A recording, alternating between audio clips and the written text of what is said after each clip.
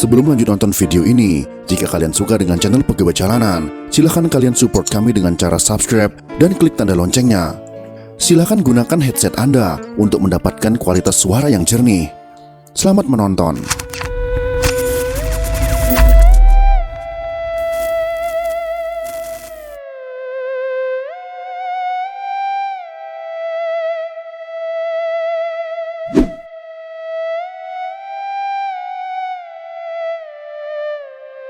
Mengingat kembali ke masa silam di mana Indonesia pernah mengalami masa yang kelam. Peristiwa itu bernama Gerakan 30 September atau disingkat dengan G30S-PKI. Merupakan peristiwa yang sangat tragis dan masih menyimpan pilu bagi masyarakat Indonesia. Pada tanggal 30 September tahun 1965 dini hari, PKI di bawah pimpinan DN Aidit dan Syam Kamaruzaman melakukan pembunuhan berencana terhadap 7 jenderal yang menjadi pahlawan revolusi Indonesia. Aksi pembantaian di Lubang Buaya menewaskan 6 jenderal TNI Angkatan Darat dan 1 perwira menengah. Jenderal yang menjadi korban dalam peristiwa tersebut diantaranya Panglima TNI Letnan Jenderal Ahmad Yani, Maijen MT Haryono, dan Brigjen TNI DI Panjaitan menjadi korban yang dibunuh di rumahnya. Sedangkan Maijen Suprapto, Maijen S. Parman, dan Brigjen Sutoyo dibawa hidup-hidup. Jenderal yang menjadi target penculikan lain adalah Menteri Koordinator Pertahanan dan Keamanan serta Kepala Staf TNI Jenderal Abdul Haris Nasution. Pada keadaan malam yang gelap saat penculikan, Jenderal Abdul Haris Nasution berhasil melarikan diri walaupun keluarganya yang lain menjadi korban penembakan. Selain anggota keluarganya di rumah saat itu, ada seorang ajudan yang sangat setia bahkan harus menjadi korban penculikan. Karena keadaan yang gelap, dia ditangkap karena dia mengaku sebagai Jenderal Abdul Haris Nasution, sehingga ia dibawa oleh orang-orang yang ingin menculik Jenderal Abdul Haris Nasution. Nama ajudan tersebut adalah Kapten Pierre Tendean. Saya Nasution. Kapten Anumerta Pierre Tendean lahir pada tanggal 21 Februari tahun 1939 di Jakarta. Dia merupakan salah satu korban pada peristiwa Gerakan 30 September dan merupakan pahlawan nasional Indonesia. Kapten Pierre Tendean adalah putra dari Dr. A.L. Tendean yang berasal dari Minahasa.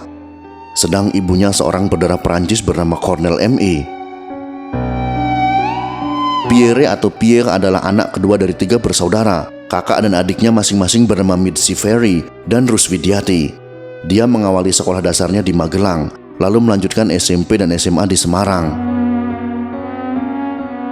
Sejak kecil dia memang bercita-cita untuk menjadi tentara. Kedua orang tuanya berharap agar dia dapat menjadi seorang dokter seperti ayahnya.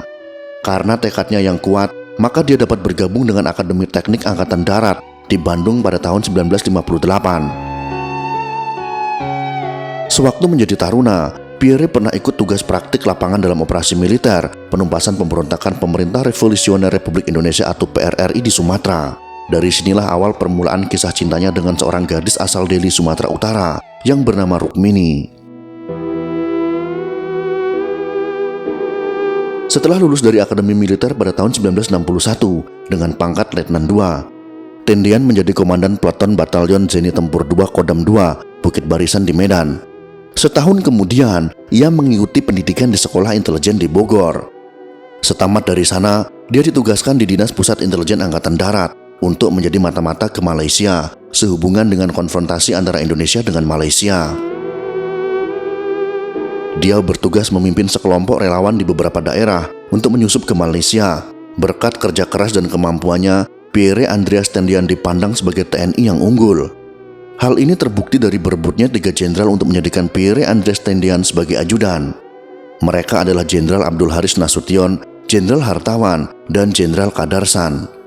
Dan pada akhirnya Jenderal Abdul Haris Nasution yang mendapatkan Kapten Pierre Tendean sebagai ajudannya.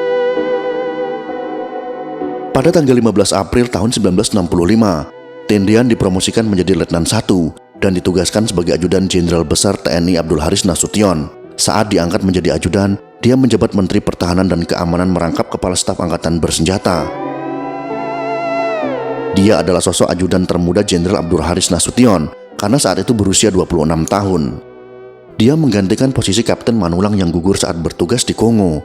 Tak hanya sebagai ajudan sang jenderal, Dia juga menjadi teman akrab bagi putri Jenderal Abdul Haris Nasution.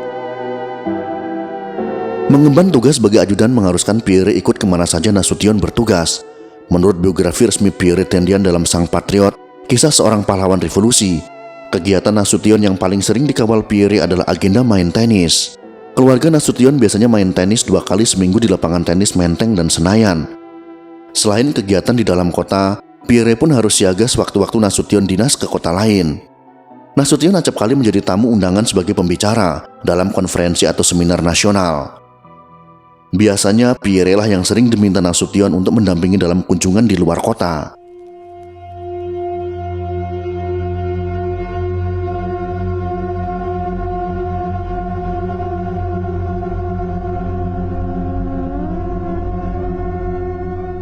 Sebelum tanggal 30 September, Ratu Pierre Tendian biasanya pulang ke Semarang merayakan ulang tahun sang ibu. Namun, ia menunda kepulangannya karena tugasnya sebagai pengawal Jenderal Abdul Haris Nasution. Pagi hari pada tanggal 1 Oktober tahun 1965, Pierre sedang tidur di ruang belakang rumah Jenderal Nasution. Suara tembakan dan ribut-ribut membuatnya terbangun dan berlari ke bagian depan rumah. Keberingasan tembakan gerombolan itu mengenai anak perempuan Abdul Haris Nasution, yaitu Ade Irma Nasution yang masih berusia sekitar 5 tahun. Saat itu Ade baru bangun dan keluar kamar, dan salah satu peluru mengenai dirinya. Nasution sendiri mulanya ingin menyelamatkan anaknya, namun oleh istrinya Jona dipaksa untuk segera menyelamatkan diri. Sementara gerombolan pasukan Cakrabirawa yang sudah kelabakan karena tidak menemukan Nasution yang sudah melarikan diri, kemudian bertemu dengan Pierre Tendian. Saya Nasution. Kapten Pierre Tendian mengaku bahwa dia adalah Jenderal Abdul Haris Nasution. Kemudian dia diikat kedua tangannya dan dibawa dengan truk ke lubang buaya. Di lubang buaya, Pierre bersama dengan Brigjen TNI Sutoyo dimasukkan ke dalam rumah yang terletak dekat sumur tua. Setelah disiksa secara kejam oleh anggota-anggota G30 SPKI, berdasarkan giliran paling akhir dibunuh dan dimasukkan ke dalam lubang buaya bersama pimpinan TNI Angkatan Darat lainnya. Tendian bersama ke-6 perwira lainnya dimakamkan di Taman Makam Pahlawan Kalibata, Jakarta. Untuk menghargai jasa-jasanya, Pierre dianugerahi gelar Pahlawan Revolusi Indonesia pada tanggal 5 Oktober tahun 1965 berdasarkan surat keputusan Presiden RI nomor 111/Koti/tahun 1965. Pasca kematiannya, ia secara anumerta dipromosikan menjadi kapten. Itulah cerita singkat Kapten Pierre Tendian, seorang pahlawan revolusi yang menjadi korban kekejaman PKI. Selain menjadi kisah sedih bagi kedua orang tuanya, kematian Kapten Pierre Tendian juga menjadi pukulan menyakitkan bagi Rukmini. Rencananya pada bulan November tahun 1965, Tendian dan Rukmini akan melangsungkan pernikahan. Namun sangat disayangkan, cinta itu tak pernah sampai karena peristiwa G30 SPKI yang merenggut nyawa Pierre. Rukmini yang mendengar kabar bahwa kekasihnya meninggal tentu saja hancur hatinya. Butuh waktu hingga 5 tahun sebelum dia move on dan menikah dengan pria lain.